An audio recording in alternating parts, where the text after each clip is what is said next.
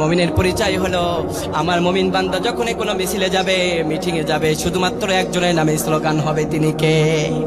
শুধুই তারা বলে ইন্নাল্লাযীনা ক্বালু রাব্বুনাল্লাহ, আমি তো আমার আল্লাহর প্রতি ঈমান এনেছি, আমাকে মিছিলে নিয়ে যাও, মিটিং এ নিয়ে যাও, যেখানে নিয়ে যাও আমার হৃদয় থেকে আগে আল্লাহর স্লোগান বের হবে।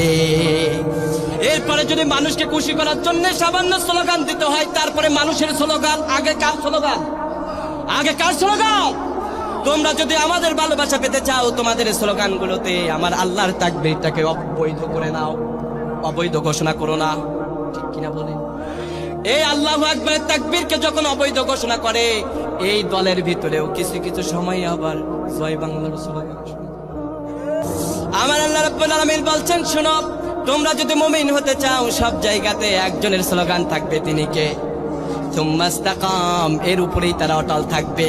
এজন্য যারা ইমানদার, দলের পথ থাকুক আর না থাকুক, থাকতে হবে কার দলে? কার দলে? মুমিন হিসাবে সর্বোচ্চ আওয়াজ দিয়ে প্যান্ডেলকে কাঁপিয়ে আওয়াজ করে বলেন, কার দলে? আমার আল্লাহ রাব্বুল আলামিন বললেন, ওই মুমিনদেরকে যখন পদের ভয় দেখানো হয়, আমার মুমিন বান্দা তখন ঘোষণা দেয়, সুম্মাস্তাকাম, আমার আল্লাহ রাব্বুল আলামিন আমাকে আল্লাহর পথের উপরে অটল থাকার কথা বলেছেন। আমার জান যাই যাবে, আমার পথ যাই যাবে, আমি আল্লাহর দল ছেড়ে দেব না, ঠিক কিনা? এই দলগুলোতে যখন কিছু নেতা তৈরি হয়, এরাই আবার বাউলদের পক্ষ নেয়, যারা আমার আল্লাহর বিরুদ্ধে গালি দেয়, ঠিক কিনা বলেন? এরকম আরো হবে রংপুরের মুসলমান যদি বুঝতে দেরি করে। এই যে খারাপ লাগতেছে, দেখছেন? চলবো, আলোচনা চলবো কতক্ষণ?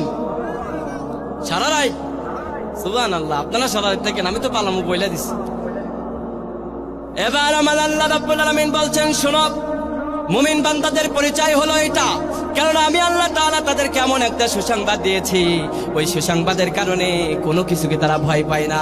তারা যদি জেলখানায় দেওয়া হয়, জেলখানা বরণ করে নেয়, তাদেরকে যদি ফাঁসির কাস্টে দেওয়া হয়, ফাঁসির কাস্টে চলে যায়, তাদেরকে যদি কীটনাশক দিয়ে, পয়জন দিয়ে যদি তাদেরকে হত্যা করা হয়, যেমন এদেশের একজন প্রবীণ আলেমকে করা হয়েছে, ঠিক কি বলেন?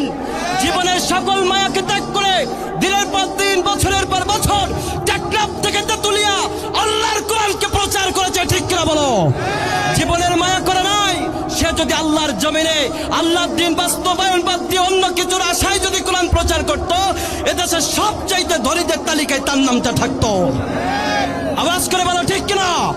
আমরাও যদি তাদের মতো জীবন দিতে হয়, হামজা রাদিয়াল্লাহু তাআলা আনহুর মতো যদি শহীদ হতে হয়, কারা কারা প্রস্তুত আছে? হাত তুলে আল্লাহরে দেখাও।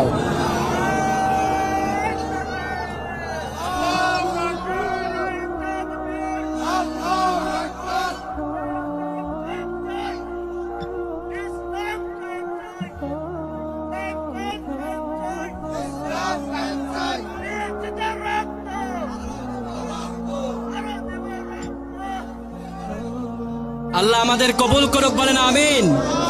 আমাদের ইমানের শক্তির দরকার আছে না নাই? আমার আল্লাহ রাব্বুল আলামিন বলছেন, সব জায়গায় তারা আল্লাহকে প্রায়োরিটি দেয়। আমাদের ফার্স্ট প্রায়োরিটি হচ্ছে আমাদের ধর্ম। কতক্ষণ? আগে রাজনৈতিক দল নাকি আগে ধর্ম? আগে ধর্ম।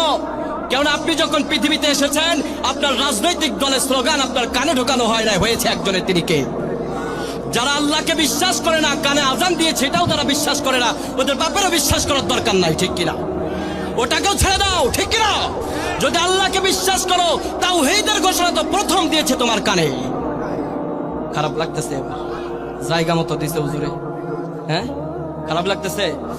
আমার আল্লাহ রাব্বুল আলামিন বলছেন, খবরদার, এটা মনে রাখবা, আর যারা মুমিন হবে, আমি আল্লাহ রাব্বুল আলামিন জানিয়ে দিলাম, এই দুনিয়াতে যারা আল্লাহর ঘোষণা দিবে, এর উপরে তারা অটল থাকবে, তাই পথ থাকুক আর না থাকুক।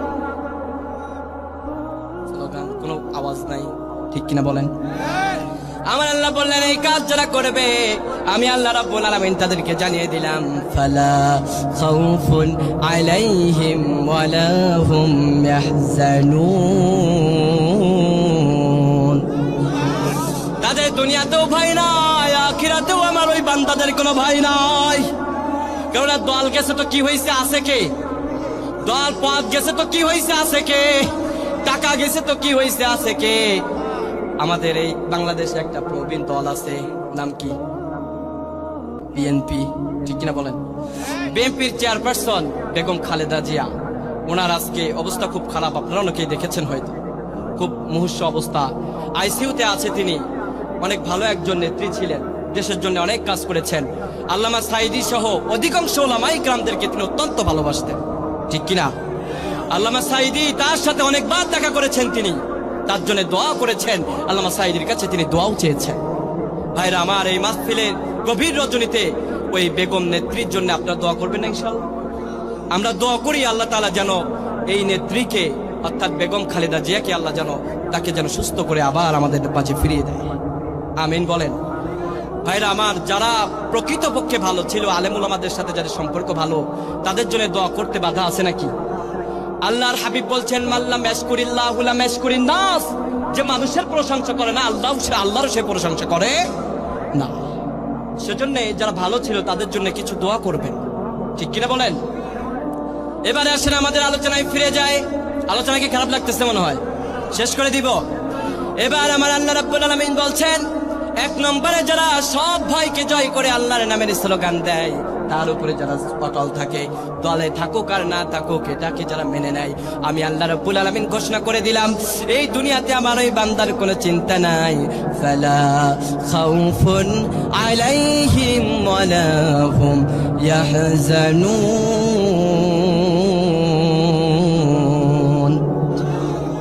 আমি আল্লাহ রাব্বুল আলামিন আমার ওই বান্দাকে দুনিয়াতেও নিশ্চিন্তায় রাখবো, আমি আল্লাহ নিরাপত্তা প্রদান করব। আখিরাতে যখন আমার বান্দা আমার কাছে চলে আসবে, আমার ওই বান্দার নিরাপত্তা আমি আল্লাহই করে দেব। সেই হাদিসের মধ্যে এসেছে, যখন কোনো মুমিন বান্দা মৃত্যুবরণ করে, তার সামনে জান্নাতকে দেখানো হয়, আর জান্নাত দেখার পরে সে আল্লাহর কাছে বলে, আল্লাহ আমি তো তোমার সাক্ষাৎ পেতে চাই।